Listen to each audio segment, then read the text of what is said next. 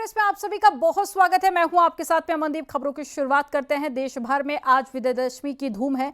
जगह जगह पर रामलीला के बाद में आज बारी रावण दहन की है। देहरादून के परेड ग्राउंड में विजयदशमी का पर्व मनाया गया, जहां पर रावण, कुंभकर्ण और साथ ही मेघनाथ के पुतलों का दहन किया गया। इस मौके पर सीएम पुष्कर सिंह धामी भी मौजूद रहे। मुख्यमंत्री धामी ने लोगों से भगवान राम के आदर्श पर चलने की अपील की है। साथ ही कहा कि हमें संकल्प लेना चाहिए कि हम भगवान राम के आदर्शों को अपने जीवन में उतारें। राजधानी देहरादून के परेड ग्राउंड में हुए ऐतिहासिक आयोजन को काफी खास बनाया गया। लक्ष्मण को किस प्रकार से उन्होंने अनेक प्रकार की शिक्षाएं दी, किस प्रकार का उनका प्रेम था। और जब वो वनवास से लौट कर आते हैं तो सबसे पहले किसी माता के पास जाते हैं तो कैकेयी के पास जाते हैं, जिनके कारण से उनको वनगमन जाना पड़ा, वनवास पर जाना पड़ा। ये भगवान राम का जीवन हमें सिखाता है। हमें अपने मन में करुणा रखनी है, क्षमा रखनी है, दया रखनी है और सबसे प्रेम भाव रखना है। इसके साथ साथ हम सब लोगों को इस विजयदशमी पर्व पर यह भी संकल्प लेना है कि हम सब मिलकर हमारे प्रधानमंत्री आदरणीय नरेंद्र मोदी जी के नेतृत्व में जो भारत के विकसित भारत का संकल्प समस्त भारतवासियों ने लिया है, उस विकसित भारत के संकल्प में हम सभी को योगदान देना है। बारिश खत्म होते ही एक बार फिर दशहरे का पर्व मनाया गया और पहले यहाँ पे जो लंका बनाई गई इसको जलाया गया। उसके बाद आप देख सकते हैं अभी रावण दहन की प्रक्रिया चल रही है। रावण जो देहरादून में 121 फीट का बनाया गया था वो अब यहाँ पे चल रहा है। खुद इसके लिए यहाँ पे तमाम लोग, सैकड़ों की संख्या में लोग यहाँ पहुंचे हैं। सीएम पुष्कर सिंह धामी के साथ तमाम नेता अधिकारी भी मंच पे आसीन हैं। यानी कि आज हम कह सकते हैं कि दशहरे का ये पर्व बड़ी धूमधाम से देहरादून में मनाया गया और जहां तक कहा जाता है कि पराजय और जीत का एक पूरा ताना बाना है, वो आज देखने को मिला है देहरादून में। रामनगर में रामलीला कमेटी ने दशहरे के दिन रावण और कुंभकर्ण के पुतले का दहन किया। इस दौरान सैकड़ों लोग पुतला दहन कार्यक्रम में पहुंचे और एमपी इंटर कॉलेज के खेल मैदान में जैसे ही राम ने रावण का वध किया, वैसे ही रावण और कुंभकर्ण के पुतलों को जला दिया गया।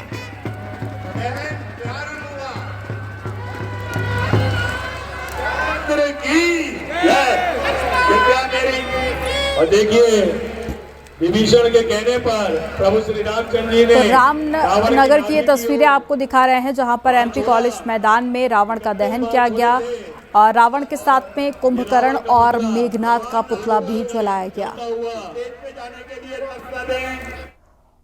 रुड़की के नेहरू स्टेडियम में विजयदशमी का कार्यक्रम हुआ, जिसमें रावण, कुंभकर्ण और मेघनाथ के पुतलों का दहन किया गया। पुतला दहन देखने के लिए सैकड़ों की संख्या में लोग पहुंचे थे।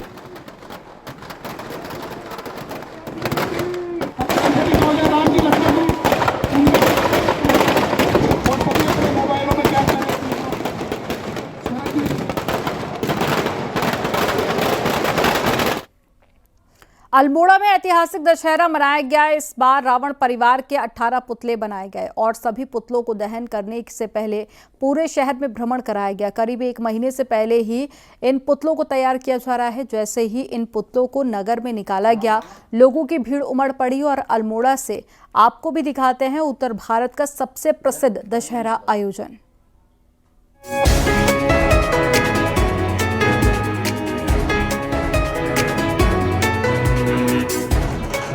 विजयदशमी के पावर पर्व पर सांस्कृतिक नगरी अल्मोड़ा में आस्था का सैलाब देखने को मिला।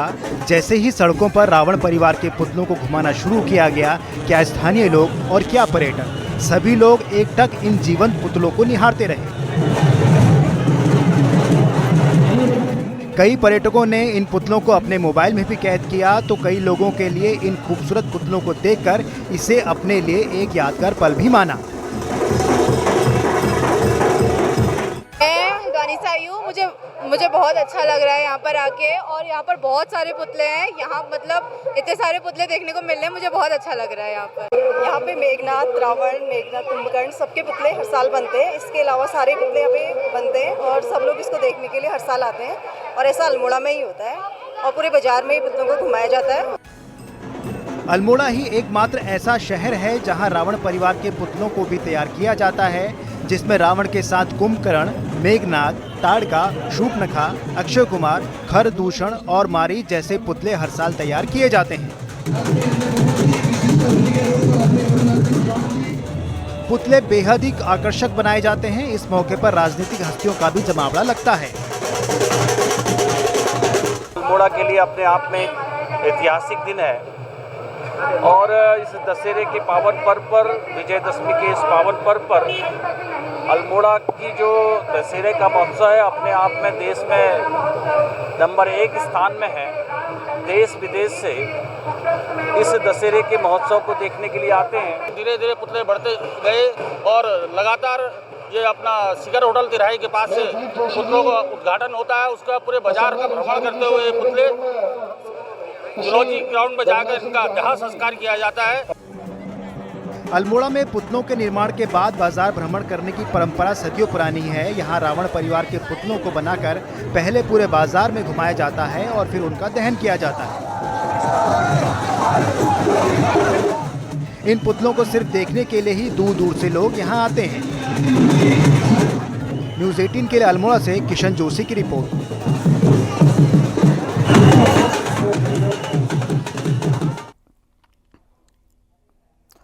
उधम सिंह नगर जिले के रुद्रपुर की श्री रामलीला कमेटी द्वारा हर साल की तरह इस साल भी दशहरे के अवसर पर रावण, कुंभकर्ण और मेघनाथ के पुतले तैयार किए गए थे। लेकिन दहन से पहले दोपहर में तेज हवा के चलते कुंभकर्ण का पुतला अचानक से गिर गया।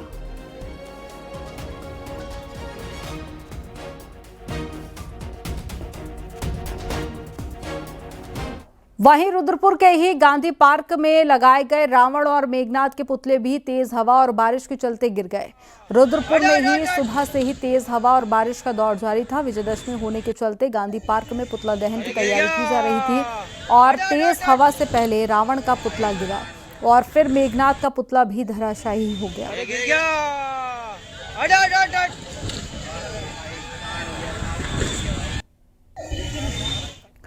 हरिद्वार में देर शाम को मौसम बदल जाने से कई जगह पर दशहरे के मेले में रंग में भंग पड़ गया। यहां पर BHEL सेक्टर 1 में तेज हवा के चलते रावण का पुतला नीचे गिर गया। इसके बाद में मेला कमेटी को पुतले को दोबारा खड़ा करने के लिए काफी मशक्कत करनी पड़ी। वहीं लक्सर में अचानक से आई बारिश से रावण का पुतला पूरी तरह से भीग गया। मेले में बारिश से सारी व्यवस्था अव्यवस्था में बदल गई और दुकानदारों को भी नुकसान हुआ।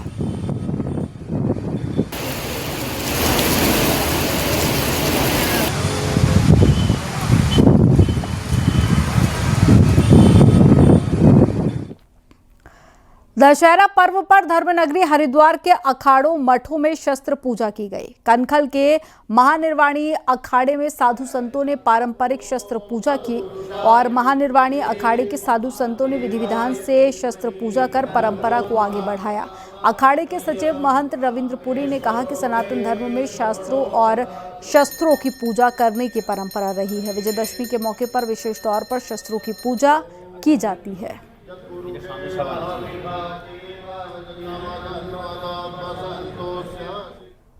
विजयदशमी के मौके पर चारधाम कपाट बंद होने की तिथि भी तय हो गई है। इस बार चारधाम यात्रा 25 नवंबर तक चलेगी। बद्रीनाथ धाम के कपाट बंद होने की तारीख तय हो गई है। 3 धाम 23 अक्टूबर तक बंद हो जाएंगे तो बद्रीनाथ की यात्रा 25 नवंबर तक चलेगी। आपको रिपोर्ट में दिखाते हैं। कल पूजा बिनक गणेश बैठा सबसे फूल पार्टी सजेगी, पूजा भोग लगेगी, कुबेर जी तेरा जब राम आज, कुबेर जी तेरा जब राम आज। 30 अप्रैल से शुरू हुई चारधाम यात्रा 25 नवंबर को पूरी हो जाएगी। गुरुवार को विजयदशमी पर बद्रीनाथ और यमुनोत्री धाम के कपाट बंद होने का मुहूर्त तय हो गया, तो इसी के साथ चारों धामों के कपाट बंद होने का दिन और समय तय हो गया है। सबसे आखिर में 25 नवंबर को बद्रीनाथ धाम के कपाट बंद होंगे। इसके लिए दोपहर 2:56 का मुहूर्त तय किया गया है। 23 अक्टूबर भैया दूज के दिन केदारनाथ और यमुनोत्री धाम के कपाट बंद होंगे।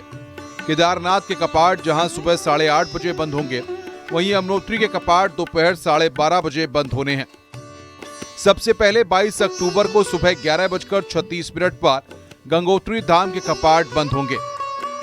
समय आता है 12:30 पे समस्त श्रद्धालुओं के लिए मां यमुनोत्री धाम में मां यमुना के कपाट सभी श्रद्धालुओं के लिए बढ़ा दिए जाएंगे और उसी के बाद जो है 23 अक्टूबर के बाद मां यमुना जी के दर्शन शीतकालीन प्रवास खुशीमठ खरसाली में आगामी अक्षय तृतीया तक जो है होते रहेंगे। आपदा का असर और डर चारधाम यात्रा में इस बार साफ दिखा, पर बावजूद इसके अब तक करीब 46 लाख श्रद्धालु चारों धाम में दर्शन कर चुके हैं। वहीं बद्रीनाथ धाम के कपाट बंद होने में करीब 50 दिन बाकी हैं। मंदिर समिति को उम्मीद है कि बचे हुए वक्त में भी यात्री चारधाम पहुंचेंगे। लैंडस्लाइड हुए, क्लाउड ब्लस्ट हुए, उनके कारण जो है कि यात्रा काफी बाधित हुई, लेकिन इस समय पूरी तरह से जो है कि हमारी सरकार, शासन प्रशासन, राज्य आपदा प्रबंधन सभी लोगों ने जो है कि रोडों को ठीक प्रकार से, सारी सड़कों का जो है कि ठीक प्रकार हो गई है। यहाँ पर मौसम बहुत अच्छा है। भारी बरसात के बाद फिर एक बार चारधाम यात्रा ने जोर पकड़ा है और उम्मीद यही है कि 25 नवंबर को बद्रीनाथ के कपाट बंद होने तक यात्रियों की संख्या 50 लाख पार कर जाएगी। दीपांकर भट्ट, न्यूज़ 18, देहरादून।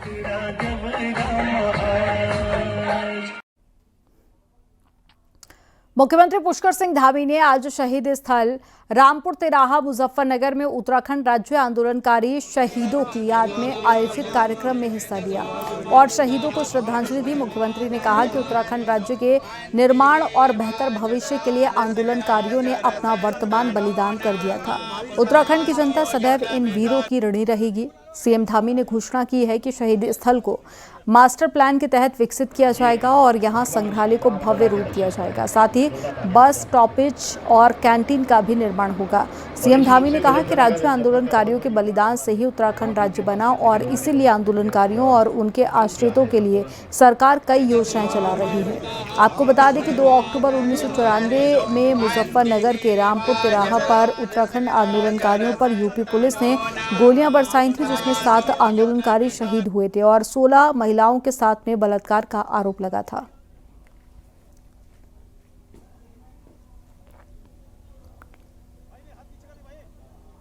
उत्तराखंड राज्य हमारे आंदोलनकारियों की त्याग, तपस्या और बलिदान का ही प्रतिफल है। इसलिए हमारी सरकार उत्तराखंड के बलिदानियों के, आंदोलनकारियों के सपनों को साकार बनाने के लिए बहुत कृत संकल्पित होकर कार्य कर रही है। हमारी सरकार ने राज्य आंदोलनकारियों के प्रति अपनी कृतज्ञता को प्रकट करते हुए उनके आश्रितों के लिए नौकरी में 10% का क्षैतिज आरक्षण लागू किया है।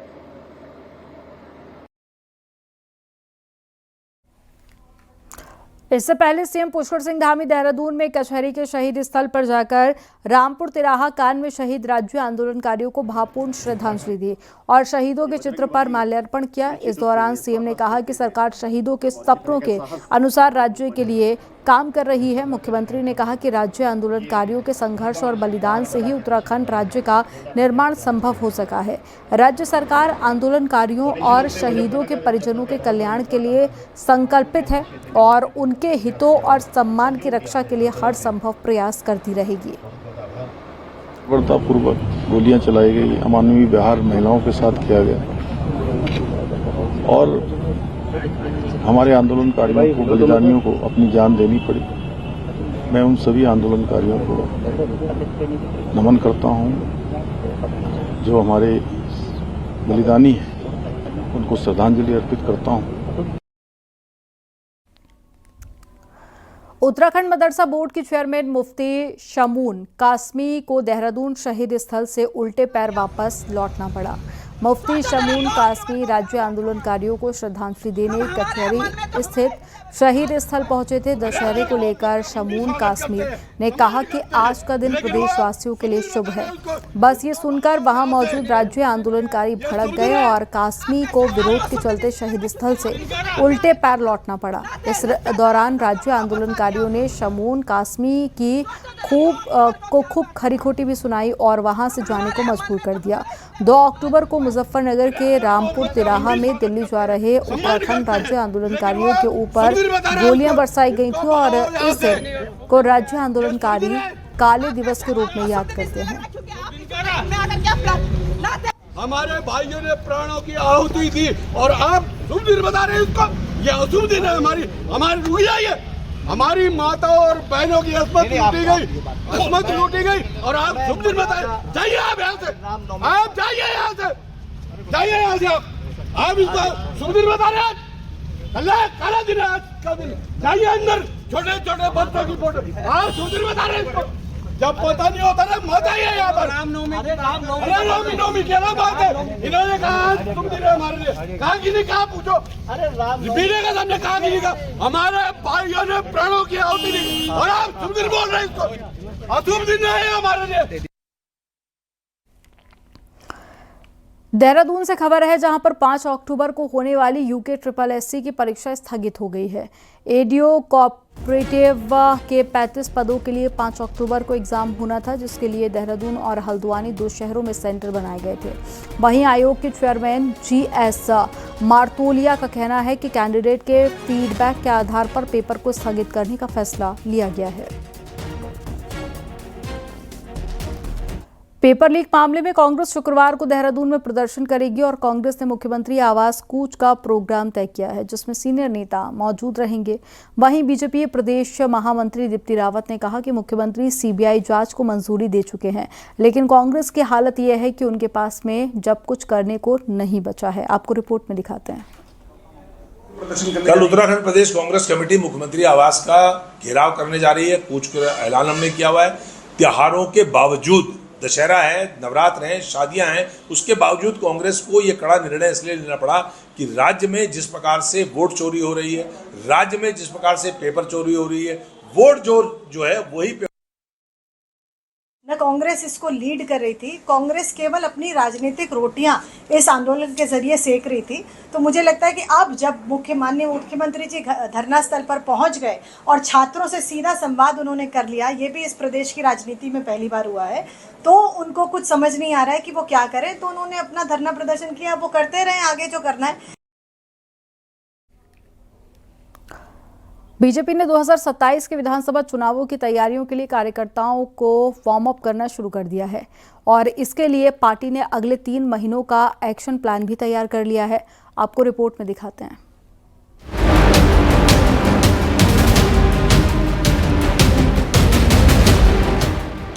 बीजेपी अब मिशन 2027 की तैयारियों में जुट गई है। पार्टी ने 25 दिसंबर तक के लिए अपना शेड्यूल फाइनल कर लिया है। इस दौरान यूथ से लेकर महिला, स्ट्रीट वेंडर से लेकर बड़े व्यापारी तक हर वर्ग को जोड़ने के लिए अलग अलग कार्यक्रम तय किए गए हैं। पार्टी संगठन अगले 3 महीने इन्हीं आयोजनों के जरिए जमीनी पकड़ मजबूत करने की रणनीति पर काम करेगी। इस दौरान मंडल, जिला और प्रदेश स्तर पर कार्यकर्ताओं के ट्रेनिंग कैंप होंगे, तो व्यापारी, लघु उद्यमी, प्रोफेशनल्स, महिलाओं और युवाओं के सम्मेलन होंगे और घर जाकर भी पार्टी अभियान चलाएगी। इस दौरान विधानसभा स्तर पर भी सम्मेलन आयोजित किए जाएंगे। 1 तारीख से 7 तारीख तक, यानी कि 1 अक्टूबर से 7 अक्टूबर तक हमारे जिलों के प्रशिक्षण होंगे और 8 अक्टूबर से 15 अक्टूबर तक हमारे मंडलों के प्रशिक्षण संपन्न होंगे। उसके पश्चात 1 नवंबर से और 30 नवंबर तक स्वदेशी रील्स प्रतियोगिता, स्वदेशी भाषण प्रतियोगिता, स्वदेशी क्विज और निबंध प्रतियोगिता ये स्कूलों और कॉलेजों के स्तर पर होंगी। उसके बाद 1 से लेकर के 25 दिसंबर तक घर घर संपर्क अभियान के कार्यक्रम संपन्न होंगे। माना जा रहा है कि बीजेपी इन आयोजनों के जरिए अपने कैडर को जमीनी स्तर पर एक्टिव और मजबूत करने की कोशिश में जुटी है, ताकि 2027 में फिर से सत्ता में वापसी की राह आसान हो सके। देखिए, कुछ कार्यक्रम ऐसे होते हैं जिनको करने से जो पुराने कार्यकर्ता हैं, जो किसी कारण से अभी भूमिका में नहीं है, वो सब भूमिका में आ जाते हैं। और अभी हम सबका सौभाग्य है कि आज ही जो हमारा राष्ट्रीय स्वयंसेवक संघ मातृ संगठन है उसकी जो शताब्दी जो हम वर्ष मना रहे हैं, तो इसमें भी अनेक प्रकार के कार्यक्रम हमारे बस्ती स्तर पर अनेक प्रकार से इसमें जनसंपर्क अभियान हमारा है। यानी चुनावी मैदान में उतरने से पहले बीजेपी वार्म अप मोड में आ चुकी है।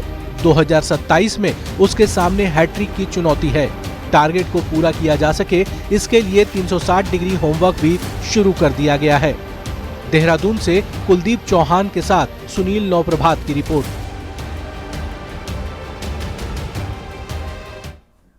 चुनाव अभी 1.25 साल दूर है, लेकिन दावेदारों ने तैयारी शुरू कर दी है। कांग्रेस की महिला प्रदेश अध्यक्ष ज्योति रौतेला ने गुरुवार को धर्मपुर में ऑफिस का शुभारंभ किया। ज्योति रौतेला का कहना है कि वो धर्मपुर सीट से दावेदारी कर रही हैं और 2027 के विधानसभा चुनाव को देखते हुए धर्मपुर विधानसभा के मोथरोवाला से ये ऑफिस खोला गया है।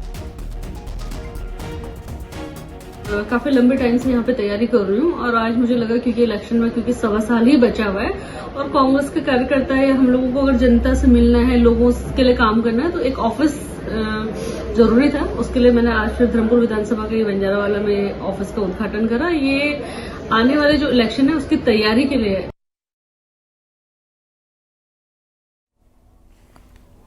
गढ़वाल सांसद अनिल बलूनी के प्रयास से चमोली जिले में केंद्रीय विद्यालय की मंजूरी मिल गई है और चमोली जिले के थराली के स्वाड़ गांव में केंद्रीय विद्यालय खुलेगा। आपको रिपोर्ट में दिखाते हैं।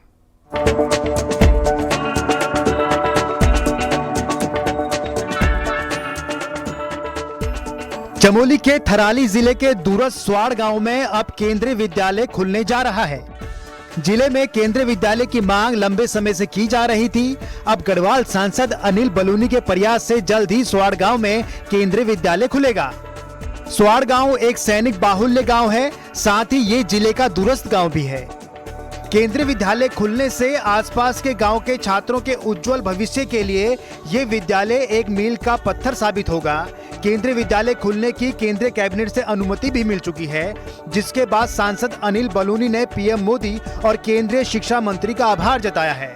वहीं केंद्रीय विद्यालय खुलने से क्षेत्र के लोगों में भी खुशी है, जिससे यहाँ के छात्रों को अब ना तो शिक्षा के लिए पलायन करना पड़ेगा और ना ही कहीं दूर पढ़ने के लिए जाना पड़ेगा। इसके लिए इलाके के लोगों ने अपने सांसद अनिल बलूनी का आभार भी जताया है। Bureau report, news 18। मुख्यमंत्री पुष्कर सिंह धामी ने गांधी जयंती और लाल बहादुर शास्त्री जयंती पर दोनों महान नेताओं को श्रद्धांजलि अर्पित की। सीएम धामी ने गांधी जी के सत्य और अहिंसा के सिद्धांतों की प्रासंगिकता पर जोर देते हुए मानवता और करुणा का भाव अपनाने की बात कही। वहीं शास्त्री जी को याद करते हुए सीएम ने कहा कि उनका दिया हुआ जय जवान जय किसान का नारा राष्ट्र के स्वाभिमान और एकता का प्रतीक है। अल्मोड़ा में बुजुर्गों ने आज एक पथ संचलन कार्यक्रम किया। गांधी पार्क में गांधी की मूर्ति पर माल्यार्पण कर उन्हें याद किया। फिर उनके बाद में बाजार में पदयात्रा निकाली गई। बुजुर्गों ने कहा कि डे केयर संस्था द्वारा हर साल पथ संचलन किया जाता है और बुजुर्गों को सम्मानित भी किया जाता है। 2 अक्टूबर को एक आयोजन करता है, जिसमें कि पदचलन के साथ ही कुछ कार्यक्रम किए जा सकते हैं। इसमें कई बुजुर्ग लोग पार्टिसिपेट करते हैं और उसके अलावा वहाँ विभिन्न कार्यक्रम जो कि बुजुर्गों से संबंधित होते हैं। इसके अलावा स्कूल का पार्टिसिपेशन और भी कई लोग इसमें भाग लेते हैं। यहाँ रुकेंगे एक छोटे से ब्रेक के लिए। आप देखते रहिए न्यूज़ 18।